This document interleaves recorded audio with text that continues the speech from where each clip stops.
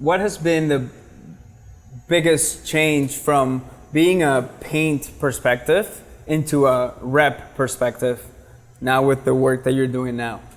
Well, the biggest thing is you eat a lot more lunches and you don't move as often. So you got to learn to take care of yourself and take the salad every now and again, which is hard for me, you know? Yeah.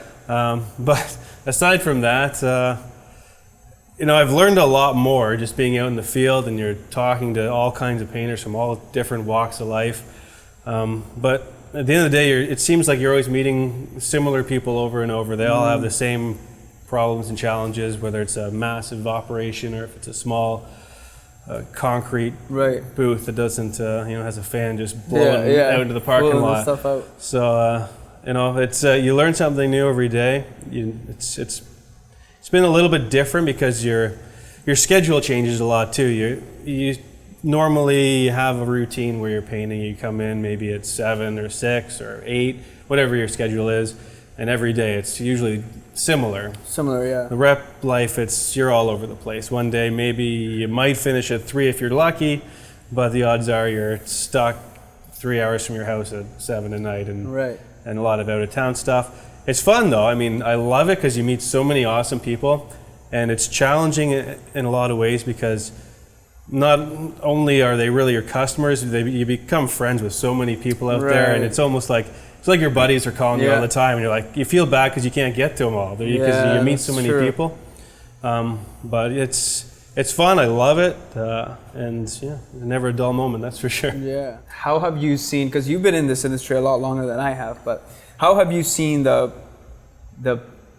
painting as a whole, like the paint, like even not even just from one company, maybe like just overall, like how have you seen paint evolve from things like that I never sprayed, like acrylic enamels and like that. The farthest I've gone to spray is just single stage paint, which even some guys are still using it now, right? Like, well, I mean, I'm not that old, so I know, I only go back seem like so you're far. 50, eh? But, well, no, 50 is not old. Okay, if you're watching and you're 50, trouble. oh man, I'm in trouble. Here comes the hate mail. I'm sorry, guys. Yeah, I mean, I started off with base clear. I've sprayed a little bit of enamel, but solvent, right? Yeah, solvent. Like I went straight to water. Yeah, so like I started off. I'm a water boy. Yeah, I sprayed PPG Deltron was the first thing I started on. They spray a lot of that stuff in the States, I think. Yeah, I don't really keep up with what everybody down there has, but yeah, maybe. I moved into DuPont a little bit, then BASF Diamond, which that was a great solvent line. Yeah, so now water is the thing.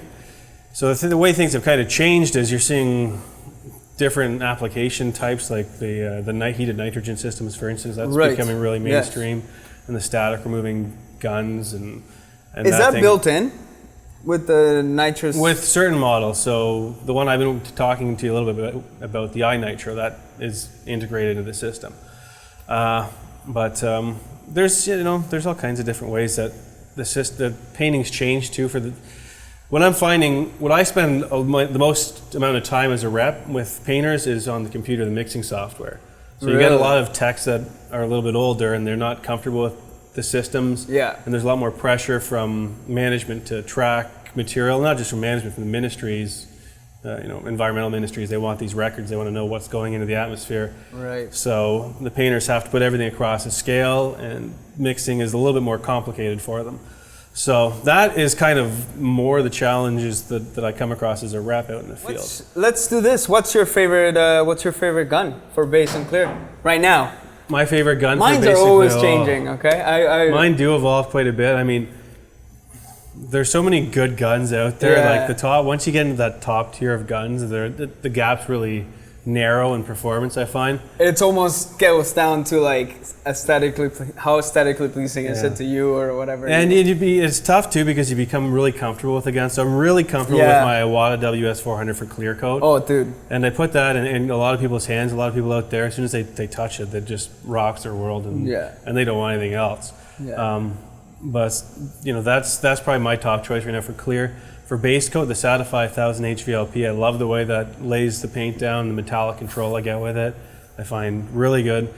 And it depends, maybe, if price is no object, those are probably the two I would go with. the most versatile guns I look at are the Technic guns, the Technic Pro light guns. They come with multiple air caps usually, so they're versatile. You can use them for different applications. The Segola that we use today on today's job, they sent me that. I was telling you, I had very little expectations out of them, and they really impressed me. Yeah. If I had more time with them, it might overtake one of those two guns. I don't know. It's tough to say. I'd have to play with them more, but it's definitely a very nice gun. It was really nice to spray with it. The base was really nice. The clear, I think we needed to dial it up. Yeah, and different clears, people are going to have different experiences, right? Exactly. Do you think this clear was thicker than Glacerate's clear? It depends on which clear. I'd say that one probably compared most to spraying maybe 230. Okay. It didn't flow out as nice as maybe our premium, the 210, which is like the overall Glamour clear, which I used on that Lincoln. So we used 530. We have a Glamour one too. Well, they do 550, which so like really when I did that for my first coat on that door, I kind of sprayed it like it was a Glamour clear, where I expected it to flow out, because you can't really see it down there in the white, and so once I got to the top, you could see and you could know if it's flowing or not. But when I looked at that door, it was still a little bit drier than I would have liked it to. And that's because it was spraying more like a production clear than a Glamour clear, I guess. Yeah, that's right. So, gun choice. I think like the Segolas. I like to spread these guns out. I just view them as my friends, but I guess at the end of the day, they're really my customers. Yeah. And I like to get their feedback and understand what some of my really top painters, the way they perceive the guns, and consistently the Sada and Iwata do really well among everybody. The Segola, it's hit and miss. Some guys really like the base gun, some guys really like the clear gun, and it's rare, but sometimes people like both of them and it blows their mind. Right. But usually some people like one or the other. But I think a lot of it comes down to like product choice and maybe for sure what they're spraying exactly. Yeah. It all comes to play, right? Yeah. So like even the weather and all that stuff. Yeah, so like all the people that I service around here, they're all BASF. So the recommendations for our Onyx is a little bit different than a lot of other lines. It's a 1.5 tip. Okay. So if they're trying to use that with Onyx, which I never tell them to, but they're going to look, it's not going to come out properly, and they're going to blame the gun. I think that's a downfall with a lot of people out there, is they blame the equipment. And it's really usually almost every error that I've ever seen comes down to like the person applying it isn't doing something properly. They're not following the tech sheet. The tech sheet might call for a 1.3, and they have this old hand-me-down gun with 1.8 or 1.6, and they're like wondering why they're not getting results. Yeah. Or they've got a gun that's really worn down, or they don't clean it properly.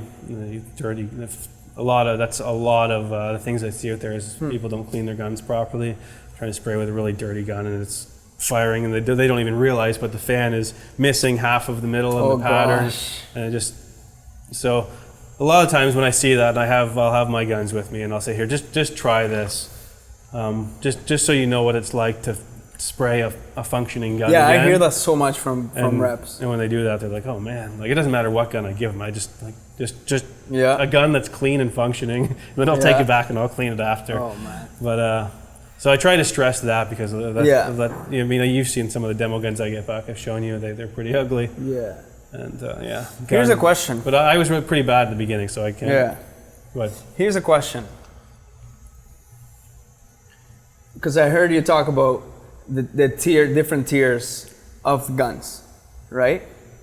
What, in your opinion, and I'll give my opinion, what separates a good painter from a great painter? Well, and we're not talking about preppers. Like right now, it's just what separates a good painter from a great painter. Yeah, I think in one word, it's really organization is the way I view it, especially in a production setting. There's a lot of times where you go to a shop and maybe the base coat's flashing off, and instead of using that flash time to look at a color for the next job or get ready for the next job, the guy decides to go socialize with a body man or a prepper and talk about the weekend. Yeah. Not only that he's slowing down the production back there, but he's not getting things through that he should be. And then maybe he fails to match that color out on the floor, and now it's in the booth and he's trying to match it, and he doesn't have a color for it. Now he's way behind the 8 ball, he's panicking. Yeah. So it really comes down to organization. Yeah. Cleanliness is huge too. They take care of your equipment, and technical knowledge is huge too. To know what you're doing, know your procedures, and stay up on that. So if you get a new primer in, which happens a lot of times, you get a new product and a rep maybe drops off a clear. Say, try this clear out. I mean, the first thing they should do is look at the tech sheet on it. But a lot of the guys would say, "Oh no, it probably sprays like this." The same as the other stuff. So they'll maybe it recommends a bigger tip size, or something different, or a certain reduction. Who knows? Or different flash times. But they don't know that unless they read the tech sheet. A lot of the guys don't read the tech sheet, and it shoots them in the foot in the long run. They get a bad experience with the product. They're throwing the product against the wall and say, "This stuff's garbage." And have you ever had anybody do that? No, not literally, but some people get pretty heated. Yeah. I mean, you let it roll off your back, and it is what it is at the end of the day. So. I guess your skin has to get huge, right? It does. It does. I mean, it came naturally for me. I've always been just pretty mellow, so it wasn't a big gain, big difference for me.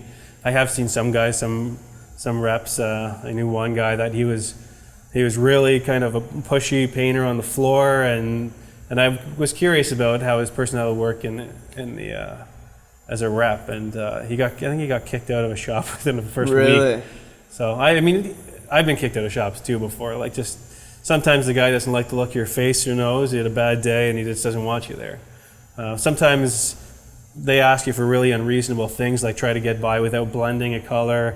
And at the end of the day, you're like, you have to blend this. And they just don't want to hear it, and it can create some friction sometimes. How was that experience of getting kicked out? They just told you, get out of here? No, I think it actually went through my bosses. They call your boss, and they say, don't come back. Don't let this guy come back. Yeah, Don or somebody. Oh, that's so annoying. But and a lot of times they get over it because, maybe a few months go by and then they have another issue. Maybe they're running into some fisheye problem, and they want to figure out what the root of the problem is. And they say, well, I can send Justin over, tomorrow, or our other guy from, another territory. It might take a few days, and they're like, okay, just let him back in, and they get over it. It is pretty rare. I mean, I get along. I've got a pretty good relationship with you guys for the most part, but it happens. It's not, I just try not to take it too personally. Just laugh it off, and do what you can do. That's all you can say, really.